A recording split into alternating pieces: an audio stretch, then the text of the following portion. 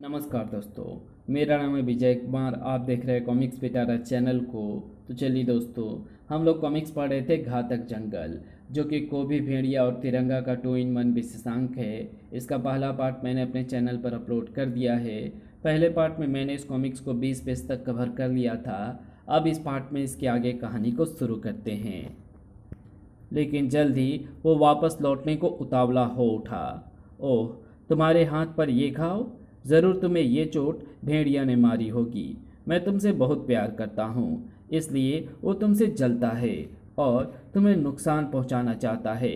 मैं अभी वापस लौटकर उसकी खाल उधेड़ता हूँ। ठहरो को भी, तुम बेकार ही भेड़िया पर गुस्सा हो। मेरे हाथ में ये चोट उसने नहीं मारी तो किसने मारी? वो आज सुबह जब मैं जंगल में सैर कर रही थी तो एक काले तेंदुए ने मुझे पंजा मार दिया। ये उसी के पंजे का घाव है। काला तेंदुआ? मैं अभी आया। कहाँ चले? वैसे ही जरा घूमने जा रहा हूँ। अभी हवा पानी बदल कर आता हूँ। हवा पानी तो उसे बदलनी ही थी। भागा। कोभी से बचकर भागेगा। हाँ तो बेटो, काले तेंदुओ, जंगल के कोने कोने से ढूंढकर मैं तुम्हें यहाँ ले आया हूँ। अब शराफत से मुझे ये बताओ कि मेरे जेन के हाथ पर पंजा मारकर उसे किसने घायल किया था? बताओ, नहीं तो सबकी खाल उधेड़ दूंगा। धड़ाक। बोलो, नहीं तो सबकी हड्डियों का शूरमा बना दूंगा। जैसे जैसे कोबी का गुस्सा बढ़ता जा रहा था, वैसे वैसे काले तेंदुए के इस झुंड की जान का खतरा भी बढ़ रहा था। अचानक अय कोबी के वार को किसने रोका? मैंने, क्योंकि जो तुम कर रहे हो उससे तो इस जंगल से काले तेंदुओं की प्रजाति ही खत्म हो जाएगी। तिरंगा, तुम तिरंगा ही हो ना? लेकिन तुम तो इन जंगलों से बहुत दूर रहते हो। मुझे यही उपदेश देने वहां से तुम यहाँ आए हो? नहीं, मेरा यहाँ आने का मकसद कुछ और है। तुम्हें यहाँ इन जानवरों पर जुल्म करते देखा तो सोचा चलकर तुम्हें उपदेश ही दे दूँ। मैं इन जानवरों पर जुल्म कर रहा हूँ? कहाँ जुल्म कर रहा हूँ यार? मैं तो इनसे बड़े प्यार से पूछ रहा हूँ कि भैया बता दो कि मेरी जेन जेन को पंजा किसने मारा। लेकिन ये प्यार की भाषा समझ ही नहीं रहे। पिछली बार जब मैं भेड़िया से मिला था तो उसने बताया था कि ये बहुत औंधी खोपड़ी है, इसे दूसरे तरीके से समझाना होगा। तुम्हारी जेन को पंजा लगा है तो उससे तो तुम्हारी जेन घायल भी हुई होगी। हाँ, तो भैया, तुम यहाँ इन तेंदुओं के चक्कर में अपना टाइम क्यों खराब कर रहे हो? तुम्हारी जेन घायल है, उसके पास जाओ, उसके घाव को देखो, उसकी मरहम पट्टी करवाओ। वो तो बेचारी दर्द से तड़प रही होगी। जेन दर्द से तड़प रही होगी? बात तो तुम्हारी ठीक है। मैं इन तेंदुओं को छोड़कर उसके पास जाता हूँ, फिर मिलूंगा। ठीक तभी मेजर आर्यन भी नीचे आ गया। ए जंगली, कहाँ भागे जा रहे हो? रुक जाओ, वरना गोली मार दूंगा। कोबी तूफान की तेजी से वापस लौटा। क्या बोला अभी तूने? गोली? गोली बोला ना, गोली नहीं, बोली। बोली बोला। ये बोला कि तुम्हारी बोली बहुत मीठी है, एकदम शहद जैसी। वो तो है, वो तो है। खैर, मैं चलता हूँ। लेकिन कौन था वो? तुम उसे कैसे जानते हो? क्यों उस मुसीबत को दावत दे रहे हो आर्यन? जाने दो उसे।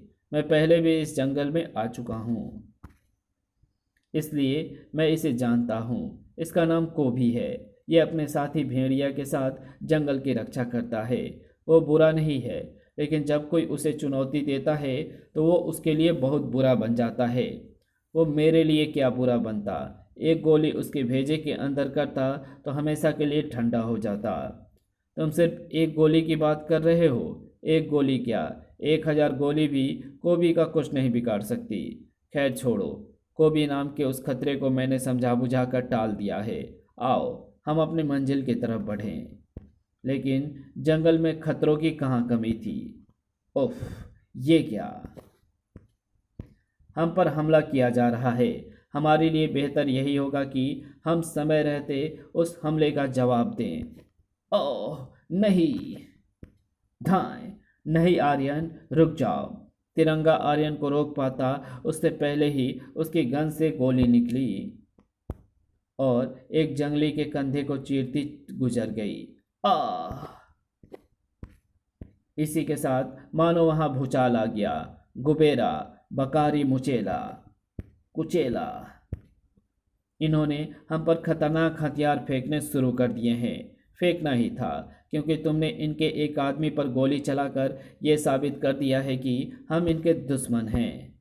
जबकि इनके हाथों में जो फूल नजर आ रहे थे उससे यह साबित हो रहा था कि ये हमें दोस्त समझ रहे हैं, और इन्होंने हम पर जो कीचड़ फेंक कर मारी थी वो शायद दोस्तों का स्वागत करने की इनकी परंपरा है।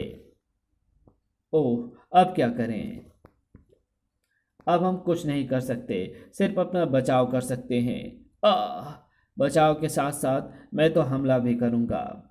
ये बेवकूफ़ी दोबारा मत करना। अगर तुमने दोबारा गोलियां चलाई तो ये हमारी बोटी बोटी नोच डालेंगे। तो फिर क्या करें? इनकी तो संख्या भी बढ़ती जा रही है और हमला भी। कुछ तो करना ही होगा जिसमें हमारी जान भी बच जाए और इन जंगलवासियों को कोई नुकसान ना पहुंचे। इसके लिए मेरी ये फ्लेयर लाइट एकदम ठीक रहेगी। इसकी तेज चमक इन जंगलियों की आंखें चौंधिया कर इन्हें यहाँ से भागने के लिए मजबूर कर देगी।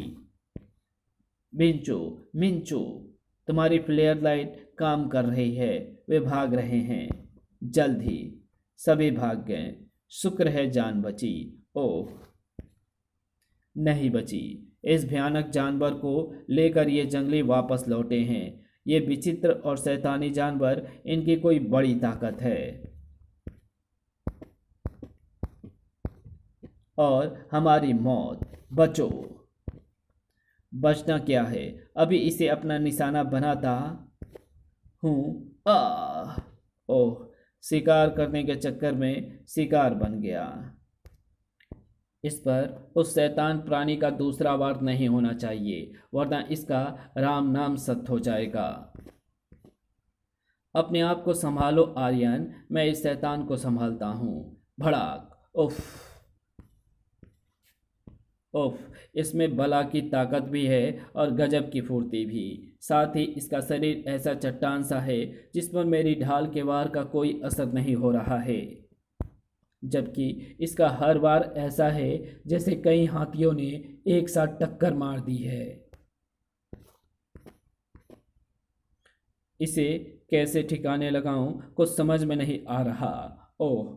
उस प्राणी को ठिकाने लगाने की सोचता तिरंगा अचानक जंगलियों द्वारा उछाले गए सैकड़ों रस्सियों के फंदे में फंस गया। उफ! अब तिरंगा खुद ठिकाने लगने जा रहा था।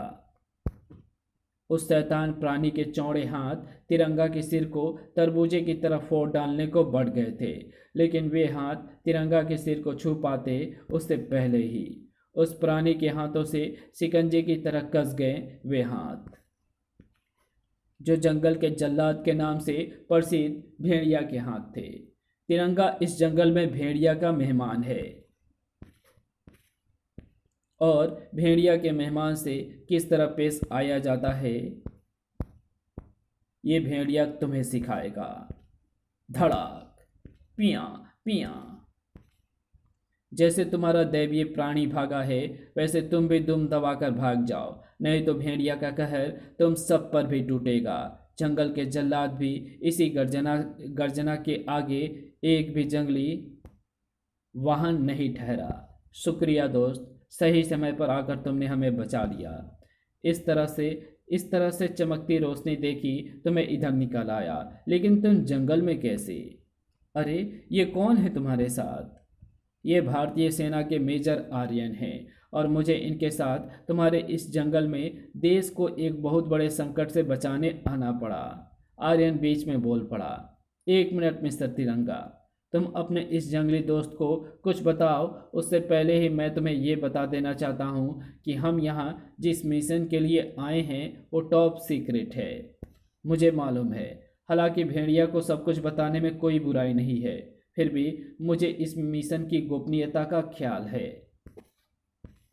इसलिए मैं भेड़िया को वही कुछ बताऊंगा जो भेड़िया को बताना चाहिए।